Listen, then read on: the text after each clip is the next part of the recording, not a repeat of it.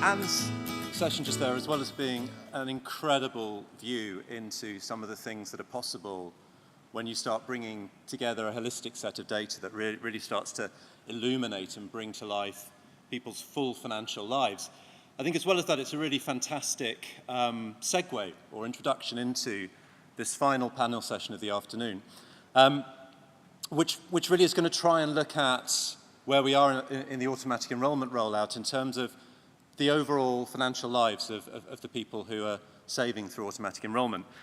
And in a moment, I'll ask our fantastic final panel of speakers up to the stage. But first, I'm just going to say a few words.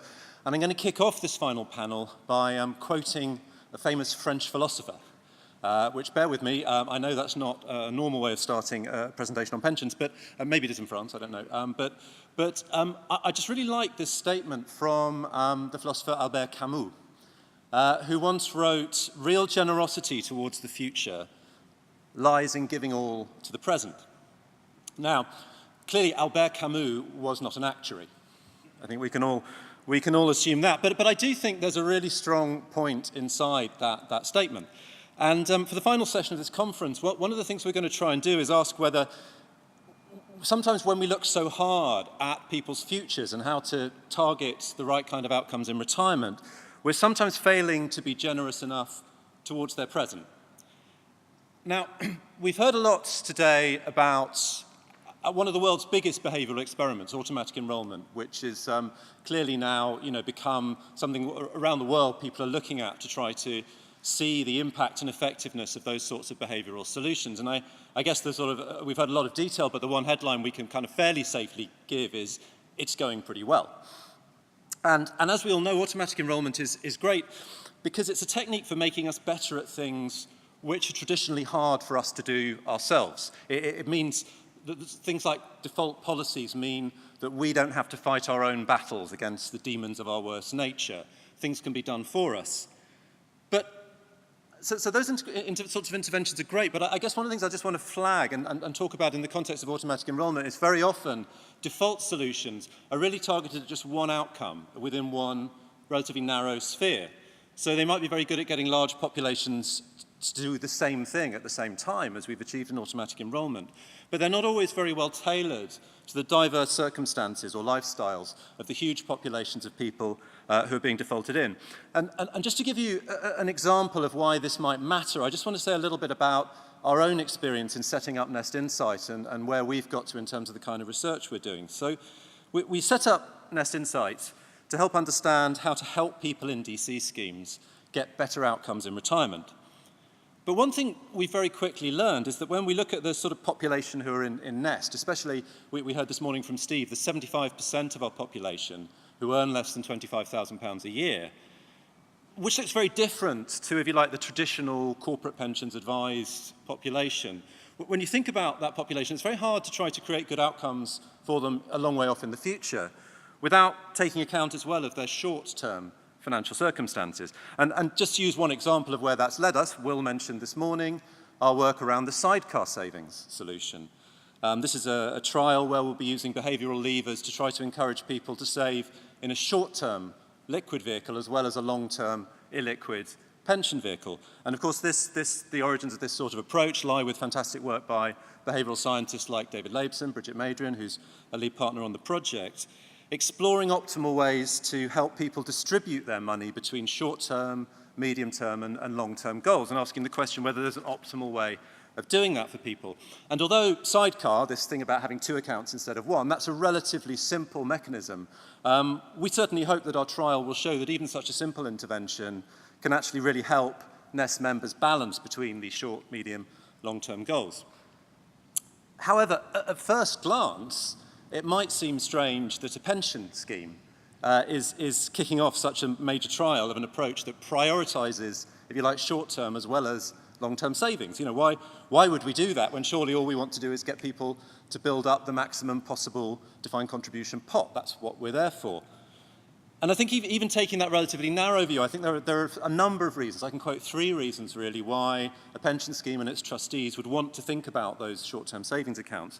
One is, we know we've got some colleagues here from the Money Advice Service who will happily tell you that almost half of us in the UK don't have £500 on hand to deal with a financial emergency.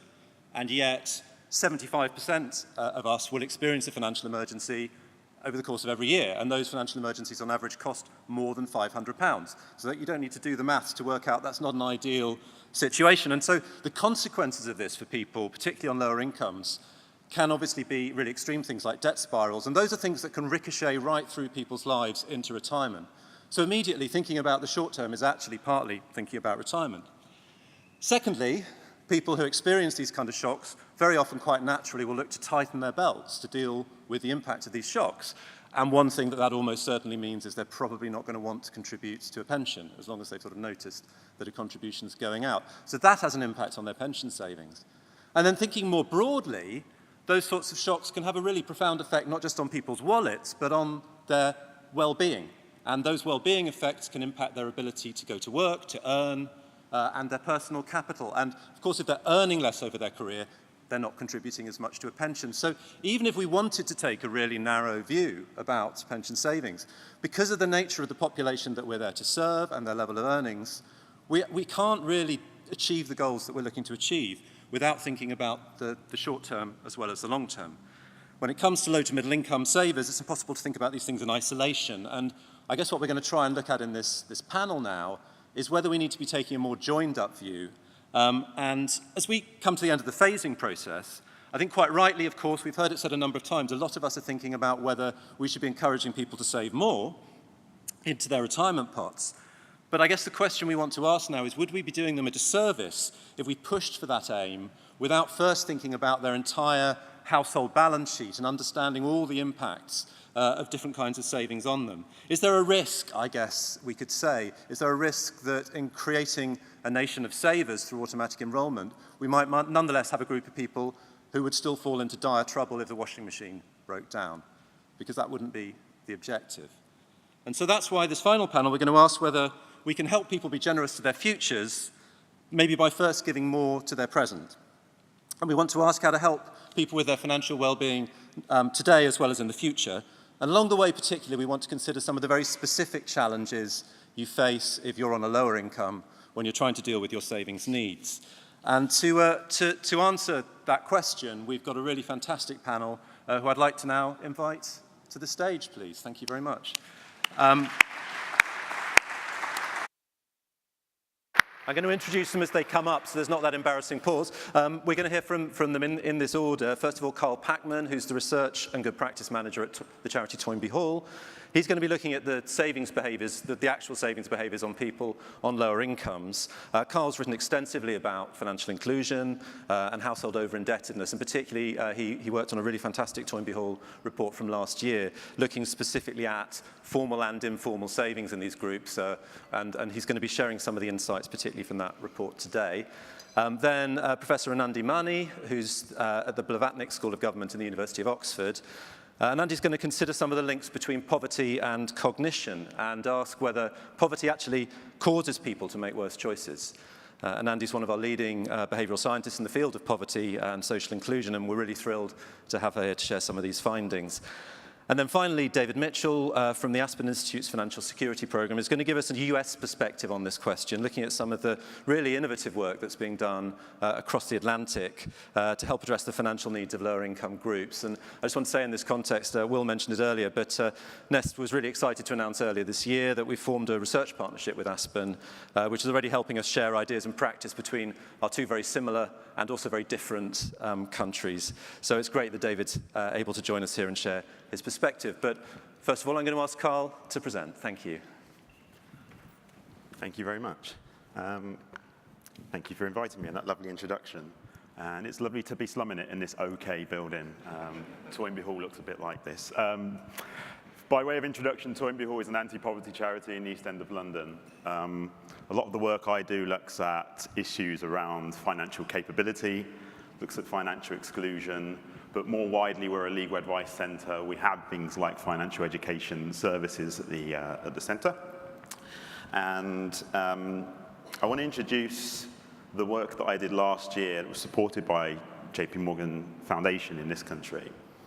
that looked at the informal savings behavior of low-income households. The motivations for us to do a piece of work on that was that we had plenty of data, official data, and other research data that looked at the formal aspect of savings. Government collects very good data on that as well. And what that tended to show with the sorts of people that we're interested in and we see come through our doors at Toynbee Hall was that there was either low engagement or low numbers in terms of savings value for savings behavior. But we knew that there was something more complicated perhaps going on in their lives, and that their savings behavior was so-called off-grid, not necessarily being captured by the official data that we see from government and other agencies. So we wanted to explore through a literature review what kind of informal savings and motivations and methods low-income households tended to take with regards to informal. But our project was a qualitative project focusing on 24 people who were for a mixture of, they were either single parents, advice users, so we drew from people who were come into our advice centre, and also millennials. So we had a focus on those three groups of people. There are 24 of them, and we engaged with them over a 3-month period regularly. And what we wanted to do was establish whether informal savings was having a positive effect on people's financial resilience and also their financial capability. So it wasn't just that they had this pot of informal savings, often literally in jam jars, but whether that was having some kind of positive behavior on their savings behavior in the future as well. So as I say, the methods that are employed by people to informally save included some of the more obvious ones, jam jarring literally. Often being the case that, we heard this a few times, people would jam jar and take to the local supermarket where there would be somewhere to tip in all of your spare change. You pay 0.7 on the pound and you get all of that in a cash back or in notes. And often careful spending as well. So it was very interesting to hear the sorts of stories about how people would spend all of their days on Saturday just going around various different supermarkets to get the best deal, go into markets where they can still pay pounds, in cash, but get plenty of sort of fruit and veg that you wouldn't necessarily get for the same value in supermarkets. We told some of these stories in our report, and we wanted to demonstrate that often poverty, often being in vulnerable situations and circumstances, isn't that person's imprudence or even their stupidness. It is very much the environment in which they sit in. They're often the most calculating about their budget in a way that the gentleman over here sort of spoke about in the question answer session before. One of the things that we spoke about during the interview sessions was overpayment. So in the previous literature looking at informal spending behavior, but also informal savings behavior, overpayments was something that came up. So if you overpaid on your utilities, for example, during periods where you had more money, you could essentially have the same level of heating and gas and electricity and other things, other essentials, in periods where you knew you weren't going to have so much money. That wasn't necessarily something that we heard with the people we spoke to. And the reasons for that was because even after spending on essentials, people didn't have a lot of money left over. So that meant that the savings behavior was only kind of through careful spending. That was their only way of being able to save at all. One of the things that the interviewees on the whole were telling us was that keeping it liquid, that's sort of the terminology that I might use, but keeping it accessible, keeping their savings accessible was something that was very, very important to them. And what a lot of the people that we spoke to were less enthusiastic about was putting some of that cash and some of that savings into something that was relatively locked away, or indeed locked away for long term. That was something that created an element of fear for them.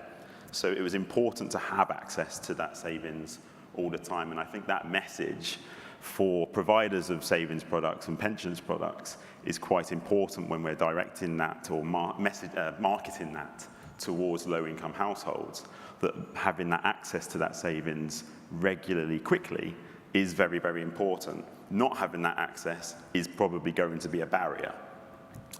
And on that message as well, being able to control what they save. So money that's not sort of disappearing out of a current account without them knowing is also something that is very important for those guys. In terms of what motivates people to carry out that informal savings, having a short-term buffer is very important. It's no surprise, or it won't be any surprise, that those people that we spoke to who were from our debt advice services said that having a short-term buffer was the only motivation for being able to save, so they didn't get themselves into a situation later on down the line where they were overburdened by their own debts or having to go to debt advice services because, and being very honest and frank about this, a lot of the people we spoke to who would go into debt advice weren't happy that they were having to go to debt advice. So having savings and discussing with their advisor what the best method for them to be able to save informally or formally was an important thing for them to ensure that they didn't have to go back to the debt advice setting as well. Sometimes that's a very difficult thing to say as a representative of a debt advice organisation, that sometimes people don't want to come and see you, but that's probably quite understandable as well. Some of the other motivations were towards a personal reward or having a treat. So children come into play when it's come to savings behaviour and savings motivations. Beginning the journey of life goal savings. So some people saw short-term or informal savings as a kind of gateway to being able to be more comfortable with longer-term savings and even pension savings as well. The most interesting aspect of that for me, also at the same time I was doing a research, in the research and in the report, I was illustrating a lot of the behavioural insights from the literature review that had been picked up around the world that was useful for us on this informal savings piece, was having money just to save. That in itself was a reward and a motivation for people. It doesn't necessarily get captured in a lot of the literature that we see today. So I think that's important for product development as well, product design, that it's felt that if you have a goal or if you set a very, it could be ambitious, but demonstrably good goal, like the holiday, like the car, like a pension, it's felt that a lot of people will come with you on that journey as well. Yes, I want a car, yes, I want a holiday, therefore savings towards that is going to be a goal. But there's an awful lot of people out there for whom those goals they couldn't be further from what their life dreams are. They don't see that as being a goal that is in their reach now or in the future. So that has the effect of demotivating people to save. But I was very surprised to find that the motivation for people to save a lot of the time was just being able to demonstrate that they could save and that they had something to save. Often that was bound with aspects of their upbringing. They wanted to match the sort of savings behaviour that their parents wanted to do or did. And it was very important to them to be able to demonstrate to themselves that they were in a position to save. It's very complicated to turn that into a product, but nevertheless, very important aspect of someone's savings motivations for those people that we spoke to.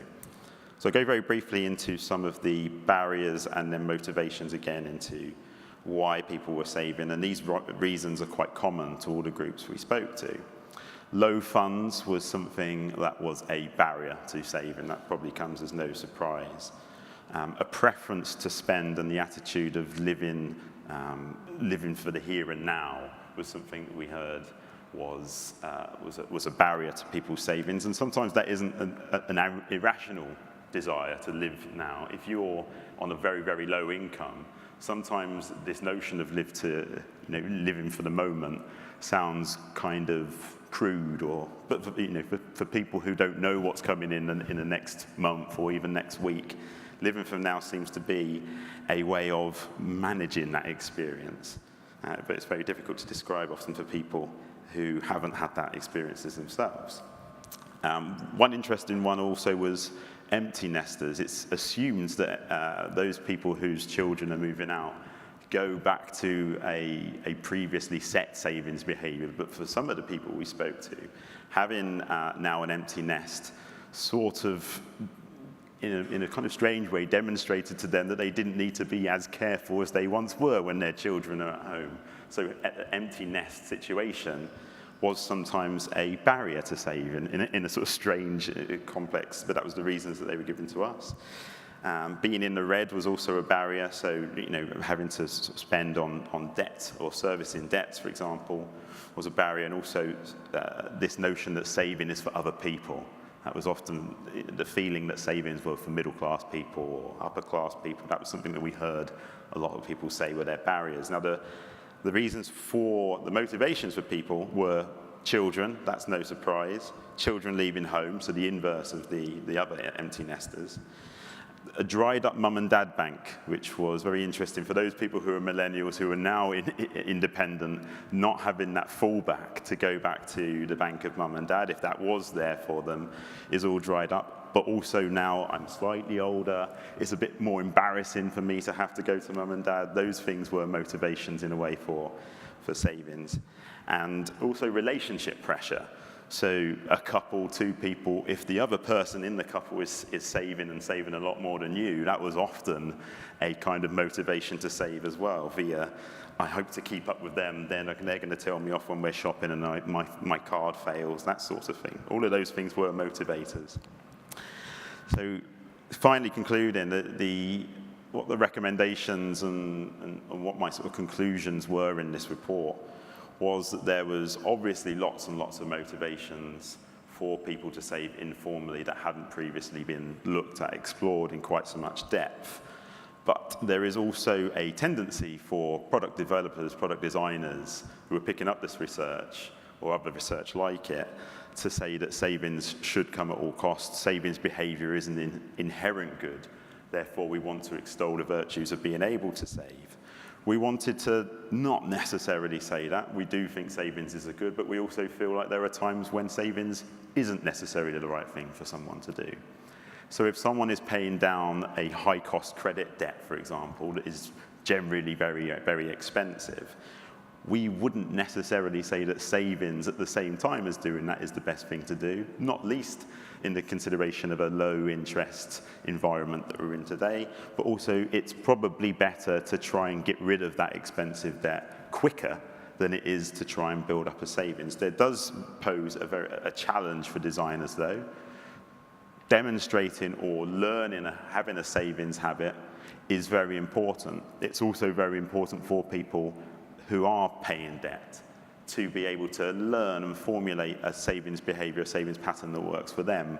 It's just very difficult to be able to generate that savings pattern for someone for whom it might be better to pay down that debt. So one thing that we're very interested in is seeing products, services, incumbent mainstream banks and fintechs alike working with providers of credit to be able to translate the kind of debt repayment behavior that someone is paying down, if it's a specific amount monthly that they're putting into paying off their debt, and turn that into the type of money that they're putting into a savings pot later down the line. That behavior is taking place by cordoning off a bit of money in your account or cordoning off the cash to pay back that debt week on week, month on month. To be able to turn that behavior, which is something that they haven't necessarily chosen but having to do, and putting that into a savings vehicle is clearly one way of capturing that behavior type of sort of cordoning off money and putting it away. So something like that, some fintechs are already doing that with credit providers, and we're interested in seeing that scale up and become a norm rather than individual instances of where that's happening. In terms of what insight we captured from that report, preset goals, as I said, the sort of home, the holiday, sometimes they can be bad. So allowing people to determine what goals they choose, what goals are good for them, is something that is better than someone else saying you should have this, because that starts to look like you're telling a low-income household person, a person in a low-income household, what's good for me is the same as what's good for you, and that jars with some people for maybe obvious reasons. In terms of the challenges, one of them I've already mentioned is savings leads to control, but that person's priorities are ever changing, so they do want savings that they can access. There's also a lot of people who want to use that informal savings to start to be a gateway to longer term savings, but there's a very difficult challenge there on how to make that happen. So hopefully that's a prompt and sort of prod at what kind of discussion we have later on. I haven't answered all my own questions in that, but hopefully it can lead to a bit of a debate later on. Thank you. Thank you, Carl.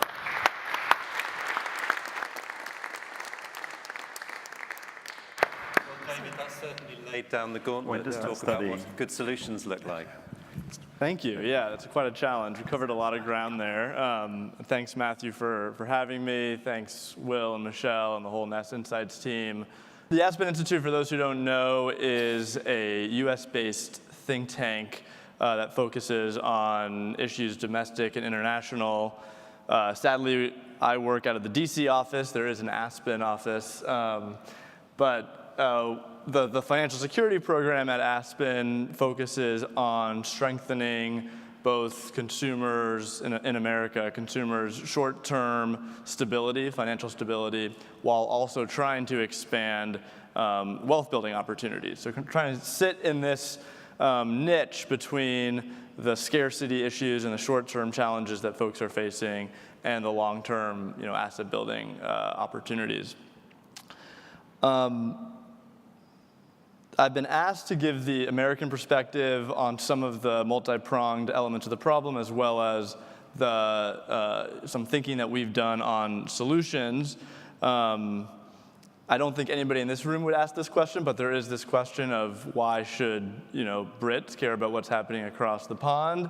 And I mean, I think Anne made this point and others have talked about it, but I would refer to the framing paper that we did with Nest Insights earlier this year, announcing the partnership that we have with Nest on all the various parallels between our two retirement systems and development over the years that's really mirrored itself in a lot of ways. So I do think there's a lot to learn on both sides. So historically, Aspen FSP has focused on the long term, actually, so retirement. And I could have picked any number of stats to demonstrate that I think we're a little bit behind the UK, especially on the private savings front, regarding access to workplace plans, regarding amount of long-term saving that's happening. And there's obviously the leakage issue that has already come up. But it's only kind of more recently, in part informed by analysis that the Consumer Financial Protection Bureau did in the US, that we came to realize, and it's a fairly obvious point, but that folks who are struggling to meet their day-to-day and month-to-month obligations are not going to be in a position to really think about the future or to plan for the future or to save for the future. So this just kind of represents what CFPB found when they did this exhaustive definition exercise around what is financial health, what is financial wellness. And you can see there's both short and long-term elements to it. And there's, the retirement element would probably fit into that bottom right box. But even there, it would be one of many challenges and concerns that consumers are dealing with.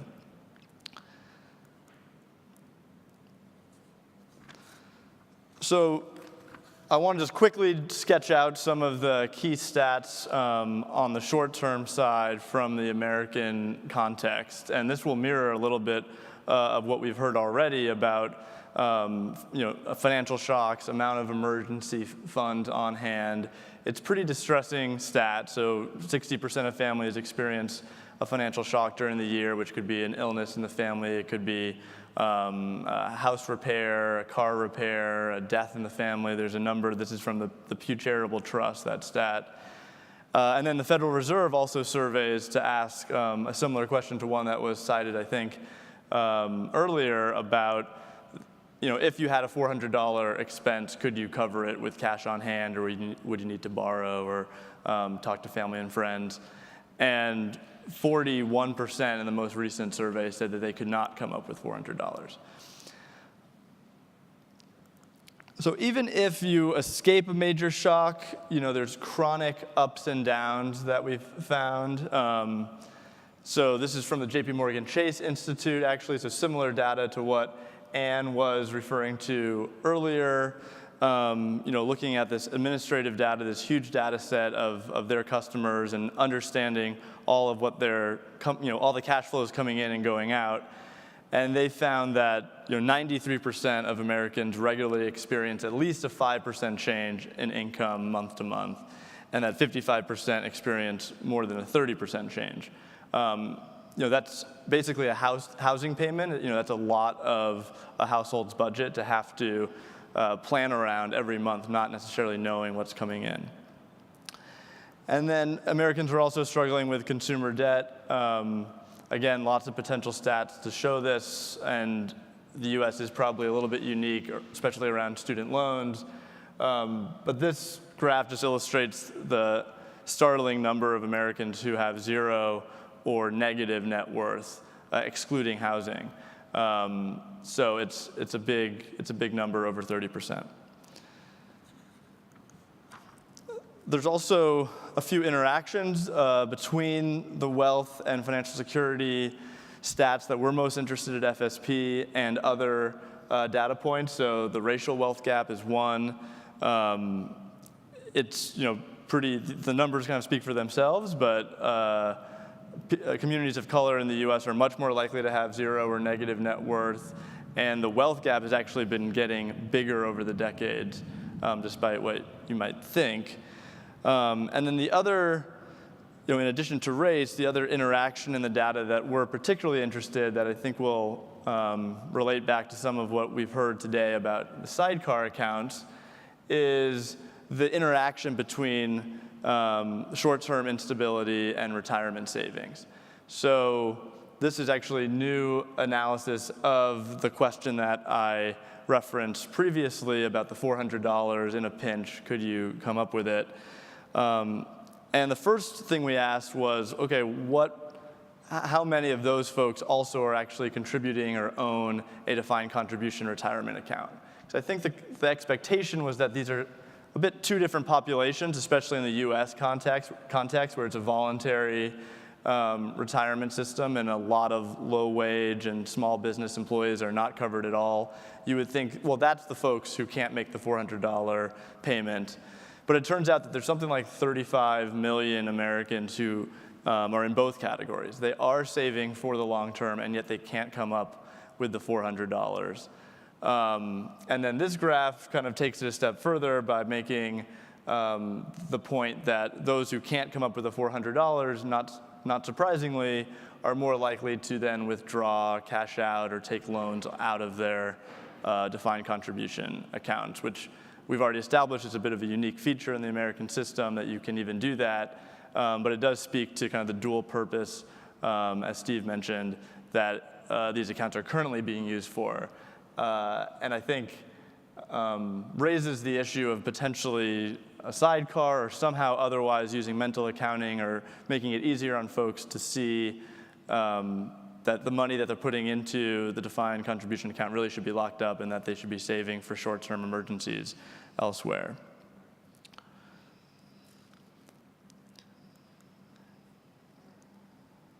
Kind of following up on this interaction between financial insecurity and retirement, one other area that has gotten a lot of attention in the States recently is consumer debt holdings in retirement, and then on the flip side, to what extent is automatic enrollment potentially leading to additional consumer debt being taken on in working years.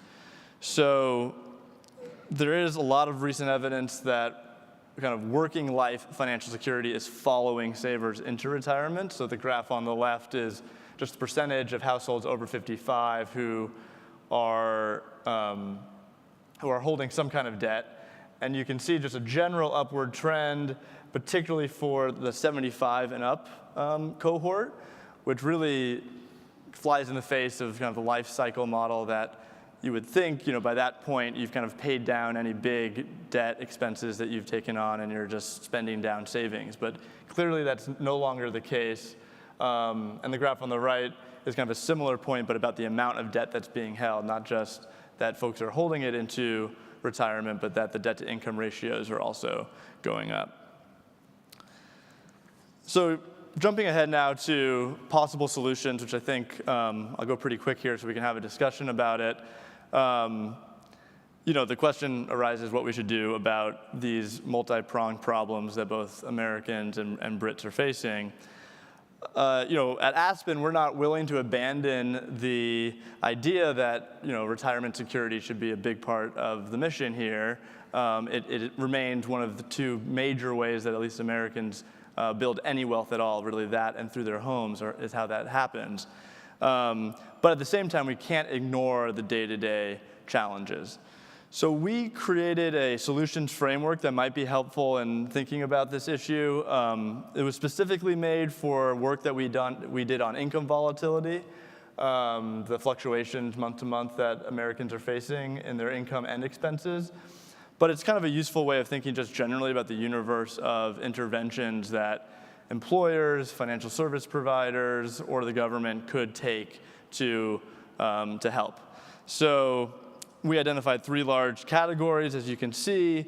Job quality is the foundational issue there on the left. We've talked a little bit about contingent work today, but even in the traditional workforce, there's a lot of precarity in work. I know it's come up in the Q&A, so I'm sure it's true here as well. And in the US especially, it's where, you have access to a retirement account, potentially health insurance, paid leave, a lot of benefits flow through that job. And so there's a number of potential interventions that you could take around just trying to increase the quality of jobs. The second is the safety net, which is basically the redistribution and social insurance functions that the government is playing in terms of creating programs, or in some cases tweaking existing programs to help consumers deal with their problems. One thing we found in the income volatility work is that these programs already exist in large part, right? Like unemployment insurance is a big program in the US that's supposed to help folks who have had rough luck in the labor market. Many American workers are not covered by UI, and benefits only flow to those who completely lose a job. So instead of, say, maybe losing hours at a job. So there's design features of these programs that are not particularly well adapted for the current types of challenges that we see in the workforce. The earned income tax credit is the big wage subsidy in the US, and it comes once a year as part of the tax refund in a huge lump sum payment. So it's actually a huge source of volatility for Americans, and it raises some of the questions that came up earlier about, do low income and middle income folks want a one-time payment like that, so that's kind of a forced savings mechanism, or would it be smarter to space that out over the year? There is evidence that, at least in terms of the EITC, a lot of workers are using that money to pay down debt that they took out earlier in the year. So in other words, they gave the US government an interest-free loan for 9 months and now are paying back their other debtors in much higher interest rates. So that doesn't seem like a particularly rational system, and there's ways that we can change the safety net to help people in the short-term challenges. And then finally, liquidity. Basically the insight here is that you've already, if there's a progression here in this framework, you've already gone to the labor market and earned what you're going to earn. You've received any benefits you're going to receive from the government in the safety net column. And now the liquidity challenge is just kind of moving money around from either the present to the future or the future to the present to meet obligations. So that could be savings, credit, or insurance. So we went on and identified 6 specific solutions, at least one in each category that we thought had particular promise. Those briefs are on our website. I'm not going to go through each one. In fact, I think I'll just skip ahead to the liquidity solutions that we identified just to start the conversation, because I think that those are probably the most relevant for the discussion today. So the first was shortfall savings, and again, this data is from the JP Morgan Chase Institute, basically showing that it's pretty significant sums that families need to even be able to, a financial buffer that they need to be able to deal with even a median amount of volatility that they're experiencing. And there's a lot of work that's going on that we've already heard a little bit about around trying to get people to save for the short term, whether through fintech apps or algorithms, banks, rounding up purchases and trying to build savings that way. There are lots of challenges to uptake, and we've talked about a little bit of the distribution challenges, right? So there's a very crowded app space, and the folks who probably most need short-term savings tools are not in the iStore searching for budgeting apps, probably. They're busy, leading busy lives. And so there's challenges about getting employers and other kind of aggregators to take up these tools and expand access to them. And there's also an engagement challenge. So I think in the retirement sphere, we're happy with automatic enrollment, kind of set it and forget it. Sometimes the less somebody knows about the money that's building up, the better, so that they don't raid those accounts. But in an emergency savings account, you really want to make sure, of course, that the worker knows that the money is there and is using the money pretty regularly. That's the point. So that's one area where I think more work needs to be done on how you design those products. The second liquidity solution that we identified were payroll innovations. So as has been mentioned, that moment that you get your paycheck is a very momentous one, financially speaking. You're making decisions about where you're going to put that money and prioritizing. There's also lots of things that have happened before you got the money that were automatic withdrawals that you never saw, which is a very powerful tool for getting people to save or contribute to other benefit programs. And so we think there is a lot of opportunity here to improve that moment. So you could better align paydays with expenses, right? Most expenses come due at the beginning of the month. Why don't we have a payroll system that kind of inhabits that? You could also deduct additional expenses, like I said, for like emergency savings. There's proposals, and there's also employers and private firms that are experimenting with just more regular pay, giving folks access to their money quicker rather than waiting the 2 or 3 or 4 weeks after it's earned and before it's delivered to your account.